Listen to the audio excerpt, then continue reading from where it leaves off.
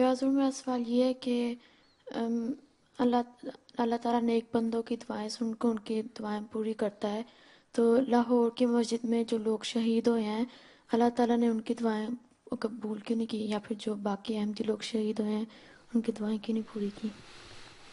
اچھا، تم یہ بتاؤ، سب سے زیادہ کس کی دعائیں اللہ تعالیٰ قبول کرنے والا تھا؟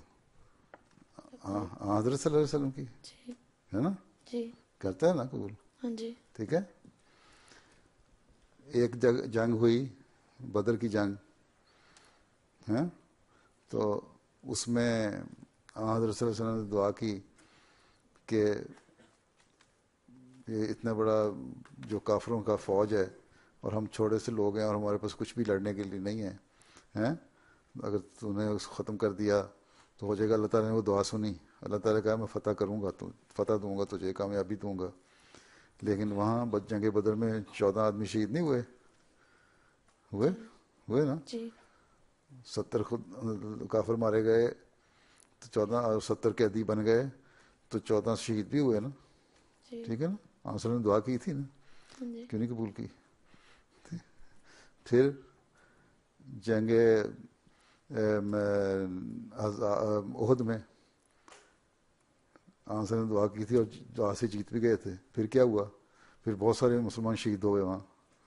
ٹھیک ہے، جی ہوئے نا. انہیں ایک لوگ نہیں تھے، حضرت حمزہ جو بہت تھے آنسر سے بہت پیار کرنے والے شہید ہوئے، بلکہ یہاں تک کہ حضرت صلی اللہ علیہ وسلم کو خود زخم آئے، ایک نیزہ تیر یہاں لگا اندر گڑ گیا ہیں، جی آپ کا دانت شہید ہوا، دانت نکل گیا، زخم گہرا آیا، آپ بے ہوش ہو کے گر پڑے ہیں، اور دوسرے جو مسلمان تھے آپ کے اوپر گر گئے، آپ بالکل نیچے دب گئے. کافروں نے سمجھا کہ آپ بھی نعوذ باللہ شہید ہو گئے یا قتل ہو گئے. جی لیکن تھوڑی دیر بعد ہوش آیا، آپ نکل آئے. لیکن نقصان تو پہنچا نا انسانوں کو، شدید زخمی تھے، خون و خون ہو گئے. ٹھیک، دعائیں کی تھی نا. جی تو اصل چیز یہ ہوتی ہے کہ پھر اللہ تعالیٰ نے قرآن شریف میں لکھا ہے کہ جو شہید ہیں تم ان کو مردہ نہ کہو، وہ زندہ ہیں. ان کو اللہ تعالیٰ خاص رزق بھی دے گا اپنی جناب سے، ایسے ایسے انعام دے گا جس کی کوئی حد نہیں ہیں، اور وہ اللہ تعالیٰ کے ہاں اعزاز پائیں گے. ٹھیک. تو اصل چیز ہماری زندگی کا مقصد کیا ہے؟ یہ زندگی جو ہے دنیا کی 70 سال یا 80 سال یا 90 سال ہی ہے نا. جی ٹھیک ہے. اس کے بعد تو کسی نے، ہر ایک نے مر جانا نا. تو وہ جس نے موت، جس میں اللہ تعالیٰ راضی ہو جائے اور گناہ بھی بخش دے، اصل تو یہی چاہتا ہے نا انسان جی کہ اللہ تعالیٰ خوش ہو ہمارے سے اور راضی ہو اور انعامات دے ہمیں. اور انعامات جو ملنے ہیں وہ اگلی جو زندگی ہے مرنے کے بعد کی، اس کا تصور زیادہ ہے نا مذہب میں، کہ وہاں اللہ تعالیٰ انعام دیتا ہے. ٹھیک ہے. یہی ایمان بھی ہے نا، یوم آخرت اور ایمان جو ہے یہی ہے نا. ٹھیک ہے. ٹھیک ہے تو وہاں اللہ تعالیٰ انعامات دے گا شہیدوں کو. اللہ تعالیٰ نے قرآن شریف میں لکھا ہے. اگر شہیدوں نے شہیدی نہ ہونا ہوتا تو اللہ تعالیٰ یہ کیوں قرآن شریف میں لکھتا ہے کہ شہیدوں کو بہت انعام ملیں گے اور ان کو مردہ نہ کوئی زندہ، ان کا نام ہمیشہ زندہ رہیں گے. اب تم شہیدوں کو یاد رکھتے ہو نا. لوگ مرتے ہیں نا، کتنے احمدی ہیں ہر سال فوت ہوتے ہیں، کتنے احمدیوں کو ہم یاد رکھتے ہیں؟ جی کوئی نہیں رکھتے. جب سے سید عبد اللطیف صاحب شہید جماعت احمدیہ میں پہلے شہید ہوئے، یا عبد الرحمان صاحب بھی، ان کو آج تک یاد رکھا ہوا نا. حضرت مسلم نے ان پہ کتاب بھی لکھ دی ہیں. جی یاد رکھتے ہیں نا ہم. جی تو اس دنیا میں بھی ہم یاد رکھتے ہیں ان کو، اگلے جہان میں اللہ تعالیٰ بھی ریوارڈ دیتا ہے.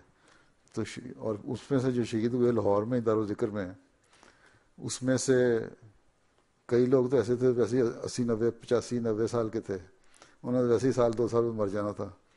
ٹھیک ہے. شہید ہو گئے تو ان کا نام روشن ہو گیا. تو یہ تو ان کے لیے اعزاز ہو گیا بلکہ.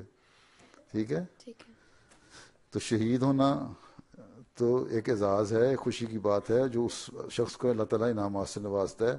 اور یہی قرآن شریف میں لکھا ہو، یہ شہید ہیں قربانی کرنے والے ہیں. تم لوگ قربانی کرتے ہیں تو اس لیے ان کے جانے کے بعد ہم کہتے ہیں اچھا یہ لوگ قربان ہو گئے جماعت کی خاطر، تم جاؤ اللہ تعالیٰ کے پاس جاؤ. ہماری بھی ایک خواہش ہے، ہم بھی اس سنسار میں کہ ہم بھی اس مقام پہ پہنچیں. ٹھیک ہے.